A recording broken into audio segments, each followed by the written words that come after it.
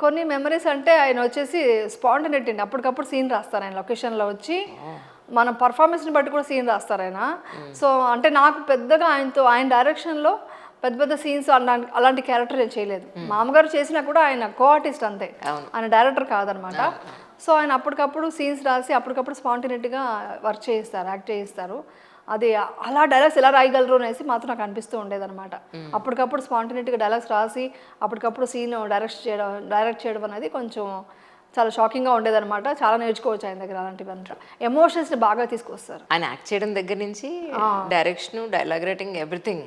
Oh my God, అప్పట్లో ఆయన సినిమాలంటే అద్భుతం అని చెప్పాల్సిందే. అవునండి. కానీ మీ ఇంటర్వ్యూస్ చూసినప్పుడు, మీరు మాట్లాడే విధానం చూసినప్పుడు, ఒక యాక్ట్రెస్ అనేది ఒక్క సెకండ్ పక్కన పెడితే నాకు మీలో నేను చూసింది ఏంటంటే you are great human being. ఒక మంచి కూతురు, మంచి వైఫ్, మంచి అమ్మ.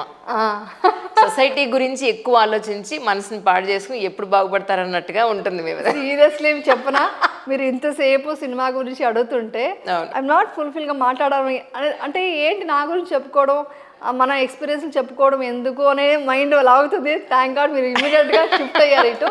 మీరు నన్ను యాజ్ అన్ యాక్ట్రెస్గా మాట్లాడడానికంటే మీరు చెప్పిన అదే మాట ఒక తల్లిగా, ఒక సిస్టర్గా, ఒక ఫ్రెండ్గా నాతో మాట్లాడితే నేను ఎక్కువ విషయాలు మీతో షేర్ చేసుకుంటాను. అంటే ఎంత అంటే ఇన్ఫర్మేటివ్గా ఉండాలి. నేను చూసేది కూడా ఇన్ఫర్మేటివ్ ఉన్న విషయాలే చూస్తుంటాను అనమాట. సో నాకు అది ఇష్టం అనమాట ఎక్కువ. అంటే నా జ్ఞానాన్ని నేను ఏదైతే తెలుసుకున్నానో అది 10 మందికి తెలియాలి. ఇది నా మైండ్ సెట్ వచ్చేసిందండి ఇప్పుడు. ఇదంతా ఒక 10 yearsలోనే వచ్చింది. ఇవంతా ముందు లేదు, ముందు నాకు తెలియదు. ఇవన్నీ తెలుసుకున్నాను కదా, ఇది తెలుసుకున్న విషయం అందరికి చెప్పాలి అనే ఆతృత ఎక్కువ ఉంటుంది. అందుకనే సినిమా గురించి అనగానే సినిమా ఎందుకండి, ఈ విషయం మాట్లాడదాం. నిజం.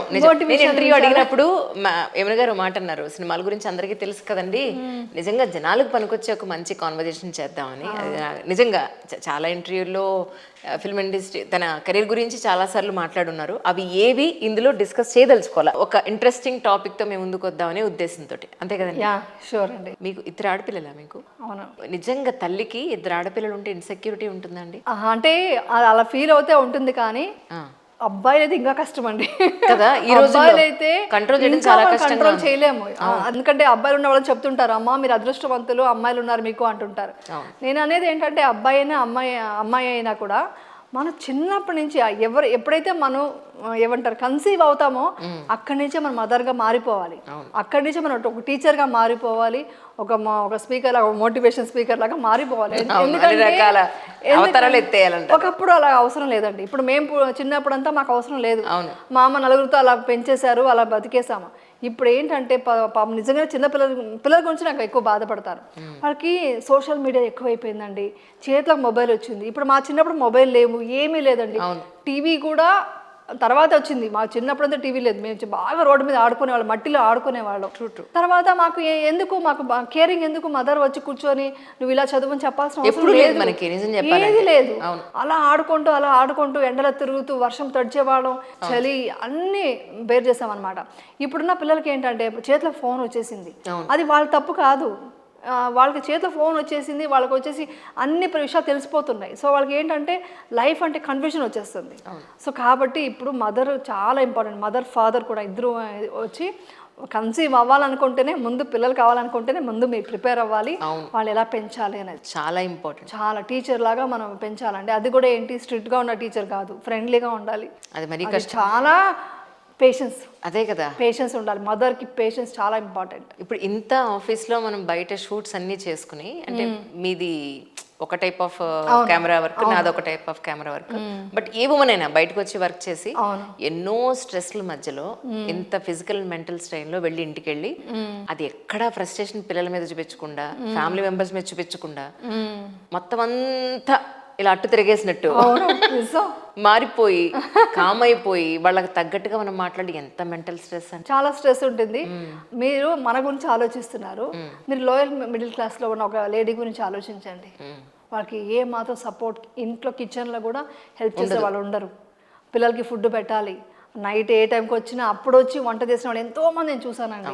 నేను ఎప్పుడు అందుకే మహిళల గురించి ఎక్కువ సపోర్ట్ చేస్తాను.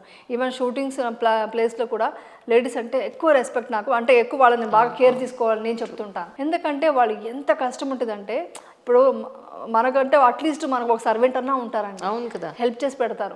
వాళ్ళ పరిస్థితి నేను చూసానండి. వాళ్ళు ఇప్పుడు ఈవెన్ మా ఇంటికి వచ్చే వాళ్ళు కానీ షూటింగ్ స్పాట్లో లేడీస్ ఉంటారు కదా, వాళ్ళు ఇప్పుడు నిజంగా చెప్తాను, జెంట్స్ చాలా మంది వర్క్ చేయట్లేదంటండి, తాగేసి పడుకుంటున్నారంట. వాళ్ళు లేడీస్ వచ్చి పని చేసి ఆ డబ్బులు తీసుకెళ్ళి మళ్ళీ అతనితో గొడవ పడుతూ పిల్లల్ని చదివించుకుంటూ వాళ్ళ పిల్లలకి వండి పెట్టాలి. నైట్ వెళ్ళి వండి పెట్టి ఎప్పుడు పడుకుంటుంది. ఫిజికల్ ఎంత స్ట్రాంగ్ ఉండాల్సి వస్తుందండి, వాళ్ళకి అవుతుందా? హార్మోన్ చేసి ఎంత వస్తుంది లేడీస్. అందుకే మాల్ న్యూట్రిషన్లోకి వెళ్ళిపోవడం, ఎన్నో రకాలైన హెల్త్ ఇష్యూస్ ఇవన్నీ ఉంటున్నాయి. అందుకని ఏం చేస్తానంటే నేను ఆ గురించి ఆలోచించక ముందు వాళ్ళని ఆలోచిస్తాను. మన సర్వెంట్ చూస్తాను, మన లొకేషన్ హెయిర్ డ్రెస్సర్స్ ఉంటారు, చాలామంది జూనియర్స్ వస్తారు. వాళ్ళందరినీ చూసినప్పుడు వాళ్ళకంటే మనం బెటర్, ఇంకా బాగా చేద్దాం, ఇంకా బాగా చూసుకుందామని ఎక్కువ నేను ఎందుకు ఇది చెప్తున్నానంటే అంతమంది లేడీస్ అవస్థపడుతున్నారండి. నిజంగానే ఒక ఇంట్లో ఫ్యామిలీ సపోర్ట్ కొంచెం ఉంటే కానీ వాళ్ళు ఇది సర్వే అవ్వలేరు అనమాట. సో ఇది అన్నీ మారాలి.